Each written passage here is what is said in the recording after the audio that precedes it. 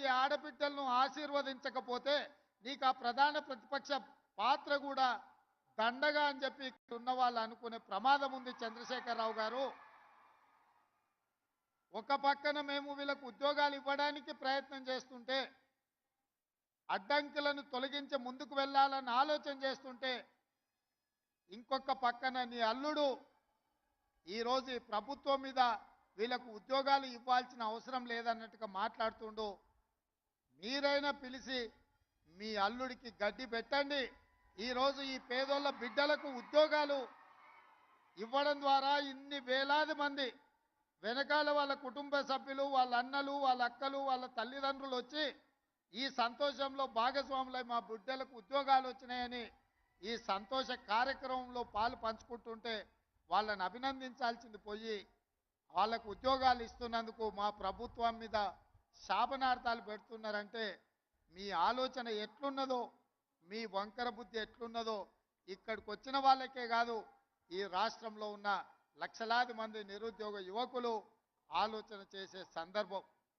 అందుకే ఈ తెలంగాణ సమాజంలో ఉన్న ప్రధానమైన నిరుద్యోగ సమస్యను పరిష్కరించడానికి మా ప్రభుత్వం ఏర్పడిన వెంబడే తెలంగాణ పబ్లిక్ సర్వీస్ కమిషన్ని ప్రక్షాళన చేసి అక్కడ నూతనంగా ఖాళీలు ఉన్న దాదాపుగా 2 లక్షల ఉద్యోగ నియామకాలు చేపట్టాలన్న ఆలోచనతోటి మా మంత్రివర్గ సహచరులతోని యూపీఎస్సి అక్కడికి వెళ్ళి ఆ చైర్మన్ను, అక్కడ విధి విధానాలను, అక్కడ నిర్వహణ విధానాన్ని పరిశీలించి ఈరోజు మా ప్రభుత్వం తెలంగాణ పబ్లిక్ సర్వీస్ కమిషన్ను పూర్తిగా ప్రక్షాళన చేసి నూతనంగా చైర్మన్ను, సభ్యులను నియమించుకోవడం జరిగింది. తొందరలోనే తెలంగాణ పబ్లిక్ సర్వీస్ కమిషన్ ద్వారా నియామకాలు, వైద్య ఆరోగ్య శాఖ ఇక్కడ ఉద్యోగ నియామకాలు వీరి ద్వారా, అదేవిధంగా పోలీస్ రిక్రూట్మెంట్ బోర్డు నుంచి తొందరలోనే 15,000 పైచిలకు పోలీసు ఉద్యోగ నియామకాలను కూడా చేపట్టడానికి ఈరోజు మా ప్రభుత్వము కృషి చేస్తున్నది. మా బాధ్యత, మాకు ఉద్యోగాలు వచ్చినాయని మేము సంతోషంగా మా కుటుంబ సభ్యులతో విలాసవంతమైన జీవితం గడపడం కాదు, రోజుకు 16 నుంచి 18 గంటల వరకు పనిచేస్తూ మా మంత్రివర్గ సభ్యులు ఏ విధంగా ఈ నిరుద్యోగ సమస్యను పరిష్కరించాలి, మీ జీవితాలలో మీ కళ్ళల్లో వెలుగులు చూడాలి, సంతోషాన్ని చూడాలి అని ఈ ప్రభుత్వము కృషి చేస్తున్నది. తప్పకుండా ఈ తెలంగాణ నిరుద్యోగ యువకుల యొక్క కళ్ళల్లో సంతోషం చూడడానికి మా ప్రభుత్వం కట్టుబడి ఉన్నది. శ్రీమతి సోనియమ్మ ఆశీర్వాదంతో ఏర్పడ్డ ఈ తెలంగాణ రాష్ట్రంలో రాహుల్ గాంధీ గారి నాయకత్వంలో, మల్లికార్జున్ ఖర్గే గారి నేతృత్వంలో తెలంగాణ రాష్ట్రాన్ని మరింత బలోపేతమైన తెలంగాణగా నిర్మించడమే కాదు, విధ్వంసమైన తెలంగాణను పునర్నిర్మించడంలో మా శాయశక్తుల కష్టపడతాం. మీకోసమే అహర్నిశలు కృషి చేస్తాం.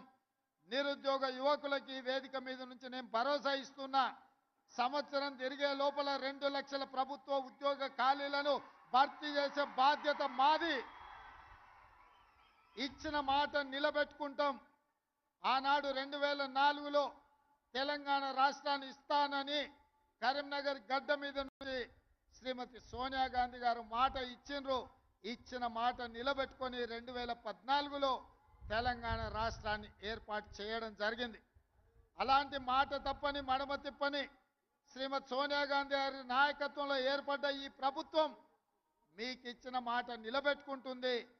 మీ నిరుద్యోగ యువకుల యొక్క ఆకాంక్షలను నెరవేర్చడానికి తప్పకుండా 2 లక్షల ప్రభుత్వ ఉద్యోగ ఖాళీలను భర్తీ చేస్తాం.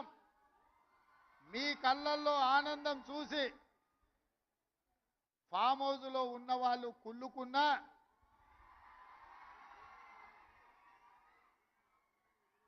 వాళ్ళ కడుపులో దుఃఖం పొంగి పొర్లినా,